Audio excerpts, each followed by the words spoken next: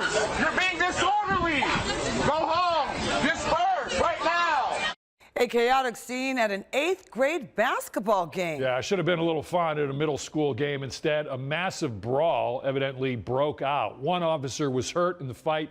3 people were actually arrested. Well, tonight the high schools tip off against each other. Everyone from students and staff to police hope that there will not be a repeat of what we saw last week. Here's Colt Molesky.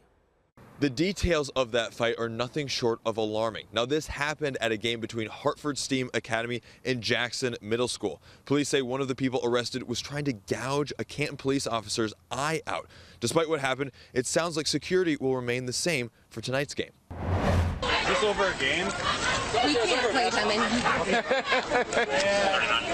Good old 8th grade basketball. Body camera video shows police frantically running around, people screaming and yelling. This wasn't an out-of-control party. This was an 8th grade basketball game between Hartford Middle Schools and Massillon Jackson. You do need an attorney. Yep.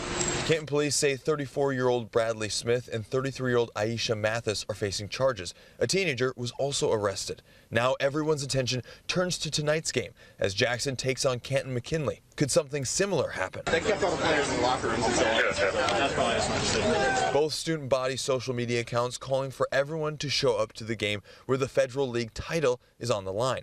Thanks to last week's basket brawl, the hope is everyone, including parents, is on their best behavior, a standard the Canton City Schools District is hoping for. The superintendent saying in a statement, in part, the district has a strict no-tolerance policy against fighting or any behavior that threatens the safety and well-being of our school community. The statement continued, saying, that said, we will implement our usual safety procedures for tonight's Federal League game, including the use of metal detectors and a police presence.